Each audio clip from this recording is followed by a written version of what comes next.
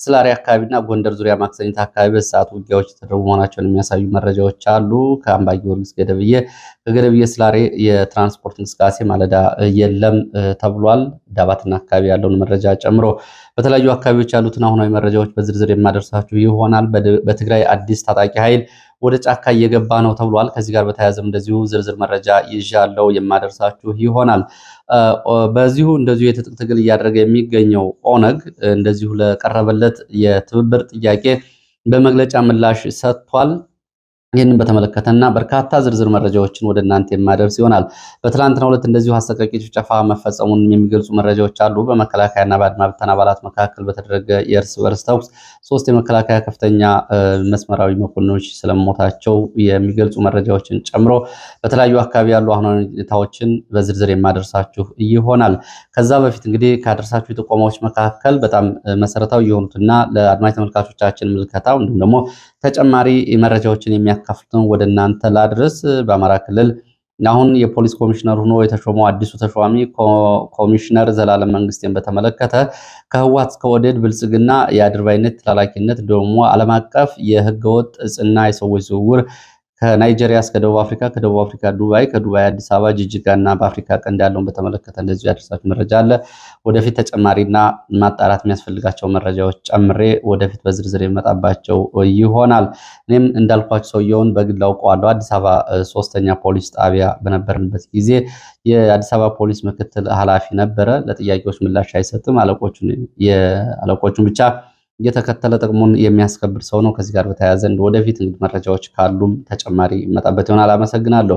ደብረ ማርቆስ ከደብረ ማርቆስ ያደርሳችሁ መልእክት ደብረ ማርቆስ የመንግስት ሰራተኞች ደሞዝ በቀጣዩ 3 ወራት አይኖርም፣ አልቋል፣ ደግሞ በጀት አልቋል ነው የሚል መረጃ እንዳላችሁ ገልጻችሁልኛል። ምክንያቱ ለሚሊሻ ስልጠናና አበል እንዲሁም ደግሞ ደሞዝ የመንግስት ሰራተኞች በጀት ዙሮ በመከፈሉ ምክንያት አሁን በጀት የለም። ይህንን በጀት ለማሟላት ወይ ደግሞ የበጀት ጉድለቱን ለመሙላት የከተማው መሬት እየተሸጠ በሊዝ እየተሸጠ ወደ መንግስት ካዝና ገብቶ ለሰራተኞች ደሞዝ እንዲከፈል የሚል እንቅስቃሴ ተጀምሯል። ይህንን በተመለከተ እንግዲህ የህዝብ ሀብትና የሀገር ሀብት የሆነው የከተማ መሬትና ሌሎች ሀብቶችን መጠበቅ፣ ክትትል ማድረግ ያስፈልጋል የሚል ጥቆማና አስተያየት አድርሳችኋል። አመሰግናለሁ። ሌላው በአማራ ክልል የ2 ሳምንት ጉዞ እያደረኩ ነው የሚል በብዕር ስም እንደዚሁ ረዘም ያለ ጽሁፍ እያጋራኝ አድማጭ ተመልካች አለ። በአማራ ክልል የጉዞ እንቅስቃሴውን በተመለከተ ከአዲስ አበባ በሰላሌ አባይ ደጀን ደብረ ማርቆስ ለማድረግ የነበረውን ጉዞ በተመለከተ ሰላሌ አካባቢ ባለው ሁኔታ መሰረዙን፣ ከዛ በኋላ በአዲስ አበባ ደብረ ብርሃን፣ ከሚሴ፣ ወልዲያ፣ ደሴ ለማድረግ የነበረው እንቅስቃሴ እንዲሁም ወደ ደብረ ታቦር ማለት ነው ይህም እንደዚሁ ስጋት ስላለው በአዲስ አበባ በኩል ናዝሬት፣ አዳማ፣ ምሌ፣ ጭፍራ፣ ወልዲያ፣ ጋይንት፣ ደብረታቦር፣ ባህር ዳር ድረስ የነበረውን ጉዞ እና በመንገድ ላይ በአጠቃላይ ስለ ጦርነቱ የታዘባቸውን አጫጭር መልክቶች ወደ እናንተ ላድረስ አጭሩ ማለት ነው። በየኬላዎች በተለያየ ርቀት የፋኖ ኃይሎች እና የመንግስት ኃይሎች በተለያዩ ኬላዎች ፍተሻ ሲያደርጉ መመልከቱና ትዝብቱን መንግስት በሚባለው ልክ ቦታዎችን አለመቆጣጠሩና ከከተሞች ውስጥ ጨርሶ መንግስት አለመኖሩን ስለመመልከቱ መንግስት ስለ ጦርነቱ መከላከያ፣ አድማ ብተና፣ የሚሊሻና የብልጽግና ባለስልጣናት ያላቸውን ምልከታም እንደዚሁ ቀረብ ብሎ ስለመታዘቡ አንድ የስራ ጉዞ ያደረገ አድማጭ ተመልካች ገልጾልኛል። የመከላከያ አባላት በዚህ ስምሪት እጅግ ከመሰላቸታቸው የተነሳና በጦርነቱ ተስፋ ከመቁረጣቸው የተነሳ ሁልጊዜ በዚህ ሁኔታ የፖሊስ ስራ እየሰራን አንቀጥልም የሚል ምሬት ሲያሰሙ እንደነበር እንዲሁም ደግሞ ካድሬዎች እንደ ትግራይ ብልጽግና ጥሎን ቢወጣ ምን ይወጣናል በሚል ከብልጽግና ጋር እየሰሩ መሆናቸውና ብልጽግና ደጋግሞ ጥሏቸው ስለወጣ የማያምኑት ፓርቲና የማያምኑት ድርጅት መሆኑን እንደዚሁ ብልጽግና ካድሬዎች ይህንን ሲናገሩ መስማቱን፣ ሚሊሻና አድማ ብተና ግን ህግ የማስከበር ስራ እየሰራን ነው በሚል በዚህ እንቅስቃሴ ውስጥ እንዳሉ በአንዳንድ አካባቢዎች ፋኖ አዲሱ መንግስት የሚል አገላለጽ በሰዎች በተደጋጋሚ እንደሰማ እንዲሁም ደግሞ ፋኖ ባለባቸው ቀጠናዎች አስገዶ መድፈርና እንዲሁም ደግሞ ዝርፊያ የቀነሰ ስለመሆኑ ከሰዎች መስማቱን፣ ፋኖ በጦርነት ጊዜ ህዝቡን ትቼ አልሄድም ወይም ደግሞ ትታችሁን አትሄዱ የሚለውን የህዝብ ጥያቄ በመስማት ህዝብ ትቶ ባለመሄድ በከፍተኛ የህይወት ዋጋና የመስዋዕትነት ስለመክፈሉ ይህንን በምልከታዬ ተመልክቻለሁ ብሏል። ፋኖ እንጀራ በየገጠሩ በአርሶ አደሮቹ እየዞረ ሲለምንም ከአንድ ቤት ከአንድ እንጀራ በላይ ከተሰጠው አይወስድም፣ ከእያንዳንዱ ቤት አንዳንድ እንጀራ ነው የሚጠበቀው በሚል ይህንንም ሲያደርግ ተመልክቻለሁ ብሏል። እንግዲህ ለገሰ ቱሉ ዛሬ የጻፈውና ፋኖ ከአንድ እንጀራ በላይ ከአንድ ሰው አይወስድም የሚለውን የመስክ ተዋጅ ምልከታ ታነጻጽሩ ትችላላችሁ። ለገሰ ቱሉ የኮሚኒኬሽን ሚኒስተር ናቸው። እንግዲህ እሳቸው ትላንትና ፌስቡክ ገጻቸው የጻፉትን ጽሁፍ ብዙዎቻችሁ ተመልክታችሁታል፣ ምን አይነት ጽሁፍ እንደጻፉ። ፋኖ ግን በዲሲፕሊን አሁን ፋኖ ይሄ አድማጭ ተመልካች ተመለከተው ፋኖ በትክክል የትኛውን ፋኖ ነው እንጀራ እንኳን ሰጡት ከአንድ እንጀራ በላይ ከአንድ ሰው ቤት አልወስድም የሚለው ነው እንጂ ይህንን አጋጣሚ ተጠቅሞ ብልጽግና ያሰማራውን በሌላ ጥቅማጥቅም እንዲሁም ደግሞ ይህንን ጊዜያዊ የመንግስት መዳከም ተከትሎ ለዝርፊያ የተንቀሳቀሰ ኃይል በፋኖ ስም ሲነግድ ፋኖ እንዳልሆነና ደረቅ ወንጀለኛ እንደሆነ በደንብ ሊታወቅ ይገባል። ፋኖ ባንኮችን የሚጠብቅ የህዝቡን ደህንነት የሚጠብቅ ሴቶችና ህፃናቶች እንዳይደፈሩ ጥበቃ የሚያደርገው በሞራልም በዚህ ደረጃ ያለው ነው። ደቡብ ጎንደርና ጎጃም አካባቢዎች የፋኖ ተጽዕኖ ብርቱ እንደሆነ በእንቅስቃሴም እንዲሁም ደግሞ ባህር ዳር ከገባ በኋላ ጎጃም አካባቢ ከሰማዋቸው መረጃዎች ለመስማት ችያለሁ ብሏል። በቀጣይ ወደ ጎንደር የተለያዩ ዞኖች ጎንደር፣ ማዕከላዊ ጎንደር፣ ጎንደር ከተማ፣ ሰሜን ጎንደር እንዲሁም ደግሞ ምዕራብ ጎንደርና አካባቢ የሚኖሩ እንቅስቃሴዎችን በተመለከተ ደግሞ ትዝብቴን አካፍላችኋለሁ ብሏል። በእናንተ በአድማጮች ስም አመሰግናለሁ። ይህንን ሌላው ጋይንት አገረገነት እስከ ደብረ ታቦር ድረስ ከፋኖ ከድተው የወጡ አሁን ለብልጽግና በመረጃ የሚሰሩ ሰዎች እያደረጉ ያሉትን ዝርፊያ እንዲሁም ደግሞ ጥቆማዎችን በተመለከተ የወንድማማቾችን ስም ዝርዝር እና ሌሎችን የደህንነት ሰዎች በተመለከተ መረጃ አድርሳችሁኛል፣ አመሰግናለሁ። የመንገድ ፕሮጀክቶችን በተመለከተ በአማራ ክልል እየተሰሩ ያሉ በፌዴራልና በክልሉ መንግስት እየተሰሩ ያሉ ፕሮጀክቶችን በተመለከተ በተለያዩ አካባቢዎች በተለይ ከመንገድ ግንባታ ስራ ጋር በተያያዘ እየገጠሙ ያሉ ችግሮችን እና ከዚህ አንጻር ምን መደረግ አለባቸው፣ ፋኖ ባለባቸው ቀጠናዎችም ይህንን ስራ በምን መንገድ መደገፍ አለበት የሚለውን በተመለከተ እንደዚሁ አስተያየት አድርሳችሁኛል፣ አመሰግናለሁ። ወደ ዕለቱ መረጃዎች ነው የሚሄደው። ወደ መረጃዎቹ ሲሄድ በማዕከላዊ ጎንደር ጭልጋ ወረዳ ከመተማ ወደ ጎንደር ከጎንደር ወደ መተማ ሱዳን ኢትዮጵያና ሱዳንን በሚያገናኘው ዋናው መንገድ ላይ አርሴማ በተባለ ቦታ በርካታ የረድኤት ድርጅቶች ሰራተኞች ታግተዋል የሚል መረጃ ነው ዛሬ እየደረሰው። ልዩ ስሙ አርሴማ በተባለው ቦታ የታገቱት መጋቢት 22 ትላንትና መሆኑን የመረጃ ምንጮቹ ገልጸዋል። ፕላን ኢንተርናሽናል እየተባለ የሚጠራው የረድኤት ድርጅት ሰራተኞች ናቸው የታገቱት። ቁጥራቸው 17 ይደርሳል ብለዋል አንድ የመረጃ ምንጭ።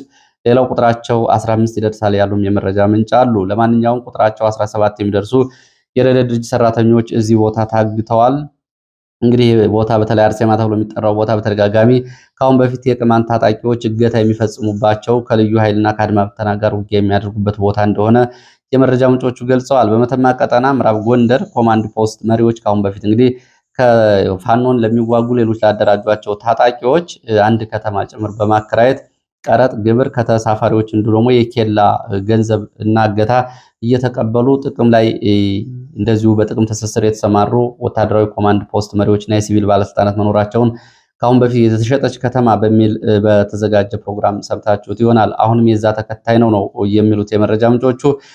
ለማንኛውም ይሄ የረድኤት ድርጅት ሰራተኞችን ማፈን በፍጹም ተቀባይነት የሌለው ጉዳይ መሆኑ ሁሉም ሊያምንበት ይገባል። እነዚህ በተለይ በምዕራብ ጎንደር ቋራና አካባቢው ከኮሌራ በሽታ ጋር በተያያዘ ሕክምና ለመስጠት በሽተኞችን ስቃያቸውን ለመቀነስ ወገኖችን ከሞት ለመታደግ የሚንቀሳቀሱ የረድኤት ድርጅት ሰራተኞች ናቸው እየታገቱት። ይሄ ተቀባይነት የሌለው ጉዳይ ነው ሲሉም እንደዚሁ አስተያየት የሰጡ የመረጃ ምንጮች ገልጸዋል። ለማንኛውም በአስቸኳይ ሊለቀቁ ይገባል። ይሄ እንግዲህ ዓለም አቀፍ ጫና ጭምር የሚያመጣ ጉዳይ ነው። በየትኛውም ወገን ይታገቱ፣ በመንግስትም ባሰማራቸው ወንበዴዎች እንዲሁም ደግሞ በተራ ሽፍቶችም ይታገቱ፣ ፋኖንን በሚሉ ሽፍቶችም እንደዚሁ የታገቱም ካሉ ፋኖ ይህንን ጉዳይ መከታተልና ለራሱ ዓለም አቀፍ ግንኙነት ሲል ይህንን ጉዳይ ማጥራት አለበት። በአካባቢ የሚንቀሳቀስ ፋኖ ጉዳዩን በአስቸኳይ በማጥራት መግለጫ ወይም ደግሞ ጉዳዩን ተከታትሎ እውነታውን ማሳወቅ ይጠበቅበታል። ብልጽግና ምን አድርጎት ከሆነ መጋለጥ አለበት። የአካባቢው ማህበረሰብ ይህንን ማድረግ ይገባል። ሌላው አሳዛኝ መረጃ ነው። ይህን እውነት ለመናገር እንግዲህ በአማራ እናቶች በየጊዜው እየሆኑ ያሉትን እየተመለከተ ነው።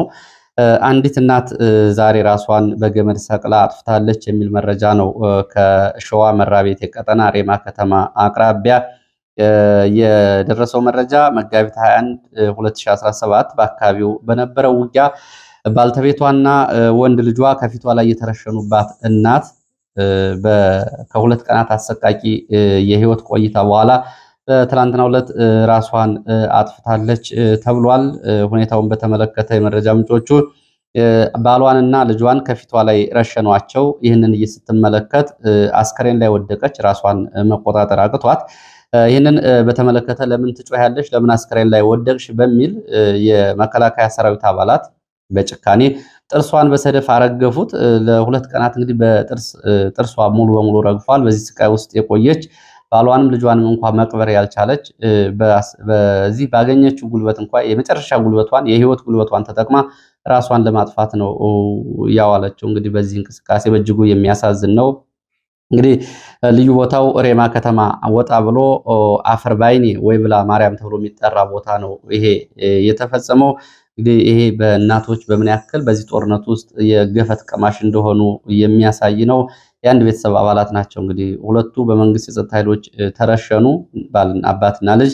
እናት ደግሞ ከስቃይ በኋላ ከድብደባና ከስቃይ በኋላ ደግሞ ራሷን አጠፋች። የህይወት ተስፋዋ ጨልሞባት ነው ይሄን ያደረገችው። በእጅጉ ያሳዝናል። ለዚህ ነው እንግዲህ መራራ ትግል ያስፈልጋል። ዶክተር ለገሰ ቱሉ የሚቀልዱበት ትግል በፌስቡክ ገጻቸው እነዚህ እናቶች እየሞቱ ነው።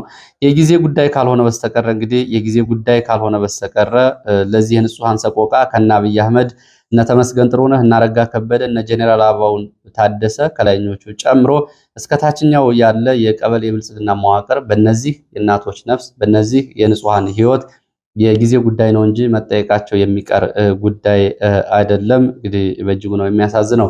ወደ አሶሳ የሚወስደን አንድ መረጃ ልጨምርና ወደ አማራ ክልል የግንባር መረጃዎች መለሳለሁ። ወደ አሶሳ ኮሪደር ልማት በሚል በከፍተኛ ገንዘብ እየተጠየቀ ነው በሚል ከፍተኛ ቅሬታ እንዳላቸው ነዋሪዎች ገልጸዋል።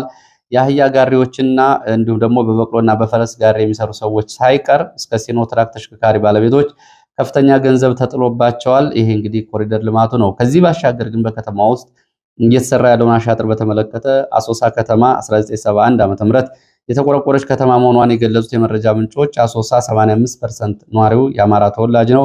በዋና ዋና መንገዶች እንዲሁም ደግሞ በፊት ለፊት በተለይ በዋናው አስፋልት ዳርና በመካከለኛ መንገዶች የሚገኙ ነዋሪዎች በአጭር ጊዜ ፎቅ ካልሰራችሁ ቦታውን ነጥቃቸዋለን በሚል ይህንን የኮሪደር ልማት በሚል ነዋሪዎችን ይዞታቸውን ለመንጠቅ ሀብታቸውን ለመውሰድ እንቅስቃሴ እየተደረገ ነው የሚል ቅሬታ ነው እየደረሰው። እንግዲህ አዲስ አበባ የተፈጸመውንም በሌሎች ከተሞች ለማለት ነው። ባህር ዳር ዙሪያ ብራቃት ደቡብ ሜጫ ወረዳ አሰቃቂ የንጹሃን ጭፍጨፋ ተፈጽሟል። እንግዲህ ይህንን በተመለከተ የመረጃ ምንጮቹ 46 የሚደርሱ ንጹሃን በአሰቃቂ ሁኔታ ተጨፍጭፈዋል ነው የሚሉት። እስካሁን ድረስ ባለው መረጃ እንግዲህ 46 ሰዎች ስም ዝርዝር ወጥቷል። ከነዚህ ውስጥ እንግዲህ 35ቱ ወዲያውኑ ህይወታቸው ያለፉ መሆኑን ሲገልጹ የመረጃ ምንጮቹ ዛሬ ደግሞ የተጨፈጨፉት የሟቾቹ ቁጥር 50 ይደርሳል ብለዋል። በተጨባጭ 46 የሚደርሱ ስም ዝርዝር ወጥቷል። እንግዲህ ስም ዝርዝሩን ዛሬ ገና ያልተነሱ አስከሬኖች ያልሰሙ ቤተሰቦች ስለሚኖሩ 46 ንጹሃንን ሚዲያ ከመጥራት ቆጠብና ሁኔታውን በተመለከተ ግን የመረጃ ምንጮቹ ያደረሱኝን ወደ እናንተ ላድርሳችሁ። መጋቢት 22 ትናንትና ከሰዓት በኋላ እንግዲህ እስከ 50 የሚደርሱ ንጹሃን እየተጨፈጨፉት ህፃናት፣ ሴቶች፣ እናቶች ይገኙበታል። በጭፍጨፋው የቤተክርስቲያን አስተዳዳሪ ቀሳውስት ጨምሮ የሃይማኖት አባቶችም ተጨፍጭፈዋል። የባንክ ሰራተኞች፣ ሁለት የጸደይ ባንክ ሴት ሰራተኞችም እንደዚሁ ከባንክ ቤት አውጥተው መንገድ ላይ ረሽነዋቸዋል። በርካታ ሰዎች የተረሸኑት ከቤት እየወጡ ነው የተጨፈጨፉት ብለዋል። የዚህን መነሻ ምክንያት በተመለከተ የመረጃ ምንጮቹ በአካባቢው የአድማ ብተና አባላት የመከላከያ አመራሮች ላይ እርምጃ ወስደው 3 የመከላከያ አመራሮችን መግደላቸውን ተከትሎ በአድማ ብተናና በመከላከያ መካከል ከሰዓት በኋላ ለረጅም ሰዓታት የቆየ ተኩስ ነበር ይላሉ። ይህንን ተከትሎ መከላከያ ተጨማሪ ኃይል ከሌሎች ቦታዎች በሁለት አቅጣጫ አስገባ። የገቡት የመከላከያ አባላት እንደገቡ በቀጥታ ያገኙትን ሰው በመደዳው መጨፍጨፍ ነው የጀመሩት። ንጹሃንን በአውቶማቲክ መሳሪያ ጨፈጨፉ። ከቤት እያስወጡ በርካቶችን ረሸኑ። ይህ እንግዲህ በአድማ ብተና እና በመከላከያ አባላት የነበረውን ተኩስ ተከትሎ ነው። በመከላከያና በአድማ ብተና አባላት በነበረው ተኩስ የደረሰው ጉዳት አልታወቀም የሚሉት የመረጃ ምንጮቹ ከስምሪት ቀጠናዎቻቸው ወጥተው ግን ወደ ፋኖ የተቀላቀሉ የአድማ ብተና አባላት ስለመኖራቸው ገልጸዋል። ይህን እንግዲህ የእርስ በርስ የመንግስት የጸጥታ ኃይሎችን የእርስ በርስ ተኩስ ተከትሎ በንጹሐን ላይ አሰቃቂ ጭፍጨፋ ተፈጽሟል።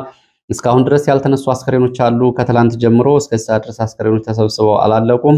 አስከሬኖች እንኳን ለመሰብሰብ የሚችል ሰው የለም። ሁሉም ሰው በፍርሃት ውስጥ ነው በህይወት ያሉት ያሉት።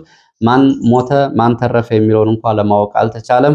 በዚህች ትንሽ ከተማ ብራቃት ተብላ በተጠራ የገጠር መንደር ከተማ በህይወት የተረፉ ሰዎች አሉ ብሎ መናገር አይቻልም የሚል አስተያየት ነው እንግዲህ መረጃ ምንጮች እየገለጹ ያሉ። እስካሁን እንኳን የቀብር ስነስርዓት አልተጀመረም። ይሄ መረጃ ወደ እናንተ እየደረሰ እስካለበት ሰዓት ድረስ እንኳን የቀብር ስነስርዓት አልተጀመረም። አስከሬኖች አልተሰበሰቡም። የሚቀብር ሰው አልተገኘም። ይሄ እንግዲህ አሰቃቂ ጭፍጨፋ እየተፈጸመው እዚሁ ባህር ዳር ከተማ በቅርብ ርቀት በምትገኝ ብራቃት ተብላ የምትገኝ ከተማ ነው። ከመራዊ ከተማ 23 ኪሎ ሜትር ርቀት ላይ የምትገኝ ነች። ይሄ ጭፍጨፋ እየተፈጸመው ጉዳዩን ማጣራት የሚፈልጉ ዓለም አቀፍ ድርጅቶች ካሉ ቦታው እንግዲህ በአማራ ክልል ባህር ዳር ከተማ አቅራቢያ ብዙ የሚርቅ አይደለም። ለማጣራት እንኳ ብዙ የትራንስፖርት ነው እንቅስቃሴ ችግር የሚገጥመው አይደለም። ማጣራት ይችላሉ። ባህር ዳር ያሉ ተቋማት ወይም ሌሎች ተቋማት ብራቃት ተብላ የምትጠራ ቦታ ነው። ባለፈው ዓመትም እንደዚሁ መራዊ ከተማ ላይ ጥር 21 2016 ዓ.ም በመቶዎች የሚቆጠሩ ንጹሃን የተጨፈጨፉበት ቦታ ነው። በዚህ ቦታ በቅርብ ርቀት ነው። ያንን በተመለከተ እንግዲህ በወቅቱ አምነስቲ ኢንተርናሽናል፣ ሁማን ራይትስ ዎች ጨምሮ ዓለም አቀፍ ሚዲያዎች ሮይተርስ እና ቢቢሲን ጨምሮ ጉዳዩን ተቀባብለውታል። አሁንም ይህን ጉዳይ ትኩረት የሚያስፈልገው ነው። በበርካታ አካባቢዎች የተፈጸሙ ላሉ ጭፍጨፋዎች ማሳያ ነው ይሄኛው ጭፍጨፋ። ባህር ዳር ከተማ ትላንትና ምሽት ሶስት የቦምብ ፍንዳታዎች ደርሰው ነበር ተብሏል። ምሽት 3 የቦምብ ፍንዳታዎች የደረሱት አልውሃቅ ተብሎ የሚጠራው ሆቴል አቅራቢያ በተለይ የተባበሩት ማደያ አካባቢ ነው። በፍንዳታው በሰዎች ላይ ደርሰው ጉዳት አልታወቀም። በተደጋጋሚ የቦምብ ፍንዳታዎች ከተማ ውስጥ ይደርሳሉ። ወደ ምስራቅ ጎጃም ስንሄድ ምስራቅ ጎጃም ደብረ ኤልያስ የቀጋ ተብሎ የሚጠራ ቦታ ትላንትና እንደዚሁ ውጊያ ተደርጓል። በዚህ ውጊያ ከፍተኛ ሰብአዊ፣ ቁሳዊና ወታደራዊ ጉዳት ደርሷል ነው የተባለው። የደረሰው ጉዳት በዝርዝር ባይታወቅም ግን የመገናኛ ሬዲዮን ጨምሮ የነፍስ ወከፍ መሳሪያዎች በፋኖች እጅ ገብተዋል የሚል መረጃ ነው ያለው። ወደዚህ አካባቢ አዲስ የኃይል ስምሪት ስለመኖሩም እንደዚሁ የመረጃ ምንጮች ገልጸዋል። ዛሬ አፍላ ውጊያ ሲደረግባቸው ያደሩትና እየተደረገባቸው ባሉት አካባቢዎች ያለውን መረጃ ለማስከተል ወደ ጎንደር የሚወስደን መረጃ ነው የማስከትለው።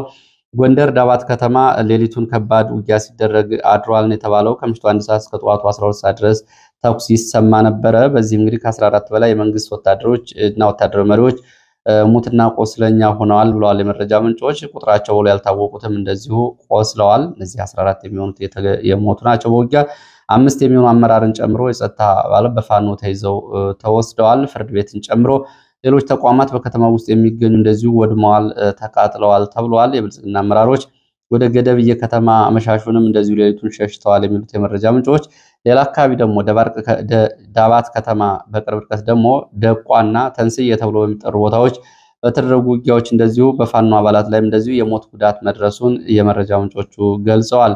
ይህንን በተመለከተ ዛሬም በአካባቢ ያለው ውጥረት እንደዚሁ እንደቀጠለ ነው። ተኩስ አለ። ስለዚህ ያለውን አጠቃላይ ዝርዝር መረጃ ወደፊት በስፋት የምንመለስበት ይሆናል። በዚሁ ቀጠና ኪንፋዝ በገላ ወረዳ እንደዚሁ ስላሬ ከተማ ከማለዳ ጀምሮ ከባድ ውጊያ እየተደረገ ነው የሚገኘው።